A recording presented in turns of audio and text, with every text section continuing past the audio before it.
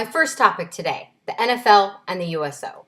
So one of the reasons I love sports so much is the concept of teamwork, is everybody having their role, everybody knowing what their role is, and they're working together towards a common goal. One of the other things I love about sports is that each of the professional sports organizations has this community relations arm where they use their power for good.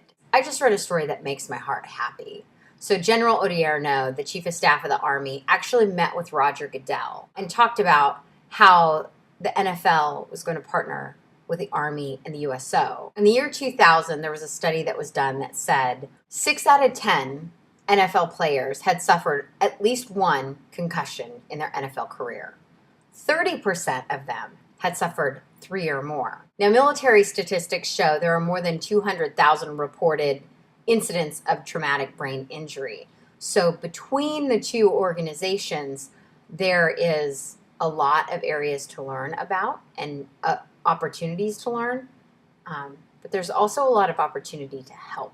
A lot of this coverage and maybe some of the impetus behind the meeting between Goodell and General Odierno is the tragic death of Junior Seau. Through many accounts via the sports media, we've heard really battled with some depression and some emotional issues that could possibly be tied to head injuries he suffered as an NFL player. In fact, earlier this year, they found a link between head injuries and a degenerative brain disorder called chronic traumatic encephalopathy. Because the two groups often have a mutual and deep respect for one another, maybe they can work together to remove the stigma associated with traumatic brain injury or the symptoms of a traumatic brain injury like depression. And a bunch of military vets get to meet a bunch of athletes, and talk about something and connect in a way that nobody else can connect.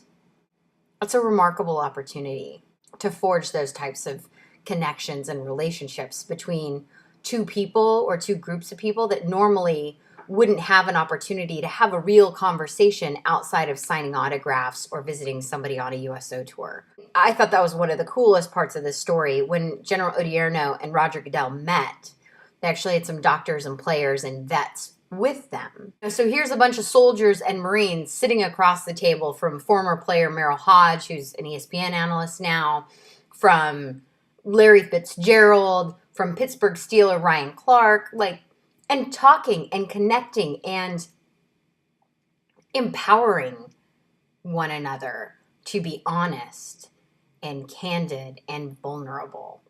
My second topic today, Lance Armstrong, the one bald badass. I want to talk about Lance Armstrong, and I want to talk about this new development in the Lance Armstrong doping saga, part 8,000. At what point do we believe him? At what point do we say, you know what, you're right, you have passed 500 drug tests. Maybe you were that good without doping. Because the U.S. Anti-Doping Agency at this point says they have 10 witnesses who are prepared to testify that they saw Lance Armstrong doping since somewhere between 1998 and 2011. Maybe they're jealous that he's still whooping butt with only one ball. Either Lance Armstrong was a badass without doping, or he could possibly be the best doper the world has ever known. Here's the one thing that leaves me a little suspicious. I love Sheryl Crow. Why'd they break up? Maybe she knows the truth behind the doping. I would like to pause your regularly scheduled programming for a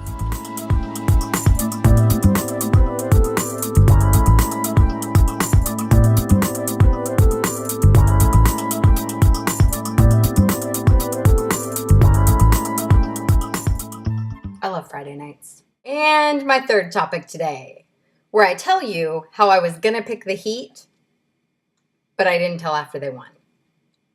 So in truth, I only half knew it. I actually thought the Heat were gonna win the first game of the series in Oklahoma and lose the second.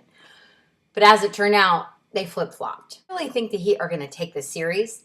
I want, with every fiber of my Wyoming-blooded self, for Oklahoma City to win. I really do. I want nothing more than the wonderful town of Oklahoma City, which I highly recommend going to. I want Durant to win because I think he's an amazing basketball player. And he's pretty good in commercials. So I would like him to win so that way he'll be in more commercials. I think Oklahoma City wins one of the 3 games in Miami. So they'll head back to Oklahoma City with Miami 3, Oklahoma 2. I think Oklahoma wins game 6. And I think the Heat win the series in game 7.